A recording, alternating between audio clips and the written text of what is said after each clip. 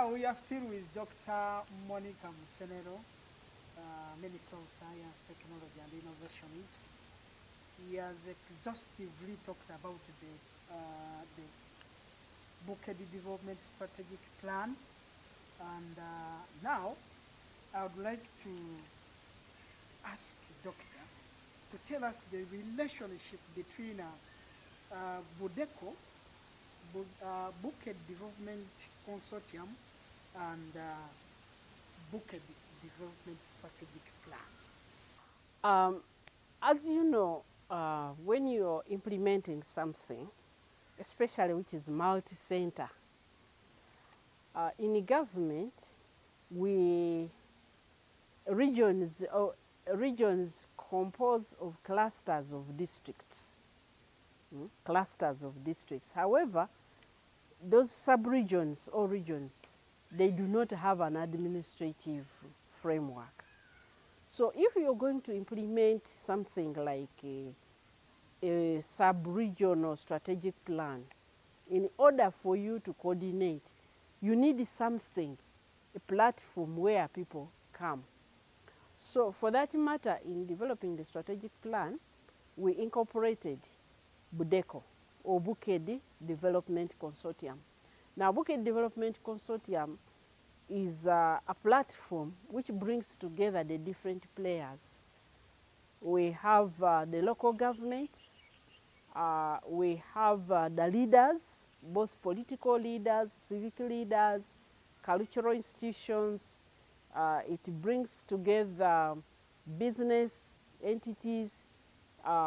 It brings together, Farmers. yes, it brings the farmers, the cooperatives, the circles. So this is a place that we have a platform we set up, and we give it a secretariat. Now that secretariat is the one that functions to help to coordinate these different units. So at local government, you have a local district office.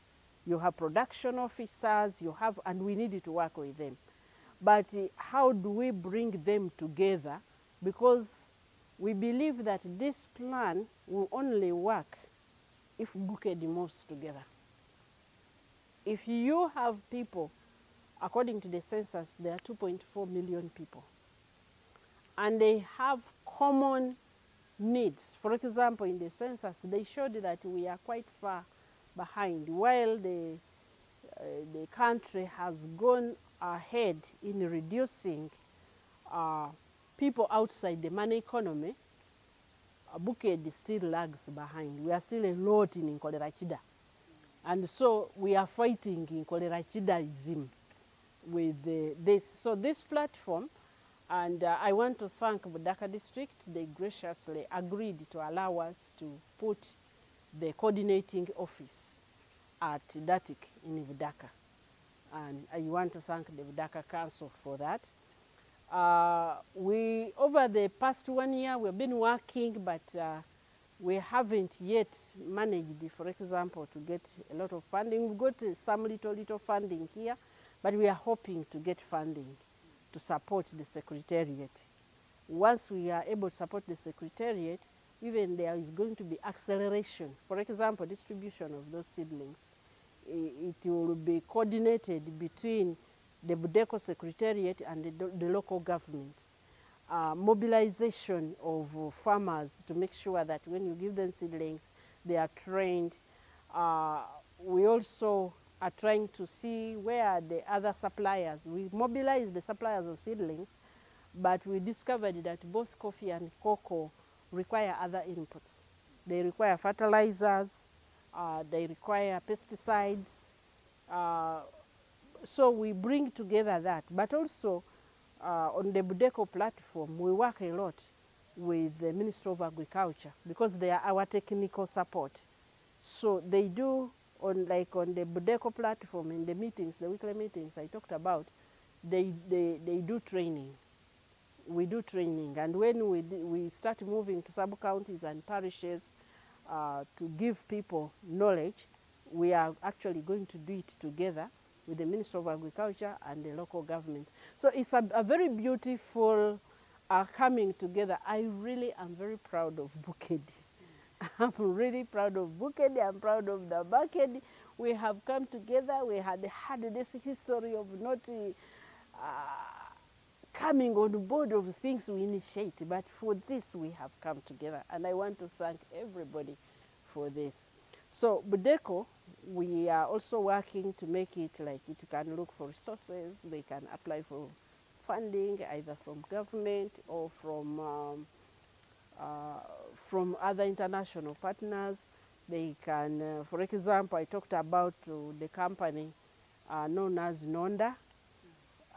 This is a project. They are going to put a very big coffee processing plant in Luweero. But so they need coffee. They need people to produce coffee. So in the business plan, they have incorporated the supply of seedlings, especially to the non-traditional areas where coffee is not already owned. By the way, in the country, most of the coffee you can find, you can want to do something with coffee and you don't get it, because there are people who have already occupied buying coffee. So if you're going to get a lot of coffee for value addition, we take the whole value chain. So we are working with that. So BUDECO will be looking for partnerships with such, even with marketing, making sure that our farmers, when they begin to market, we have already started on that. I did a tour earlier this year to see, much as we have begun this effort now, we discovered that there were people who were already doing coffee and cocoa. Their biggest challenge has been market. So I did one tour to see, to assess with one of the people who is marketing coffee now, and he has been on my case. So I want him to go and work with BUDECO so that they assess. We're also hoping that once we begin to operationalize, there is a big store at Datik, which we are going to use as our aggregation center for the start. When the coffee has increased, we will seek to add value within the region. But as we develop and we still have little, we need a market for people to buy so that people can start getting the money. To what BUDECO is doing or what it has done, do you see it achieving its objectives? Oh yes, BUDECO, it's still a very young institution, but it is definitely going to achieve its objectives. Yeah, because people really love it. Are people feeling the impact of BUDECO? BUDECO is still too young. Yes, some people are feeling its impact, but some people, like especially our people at the grassroots, may not yet feel, but the diaspora do. The diaspora do.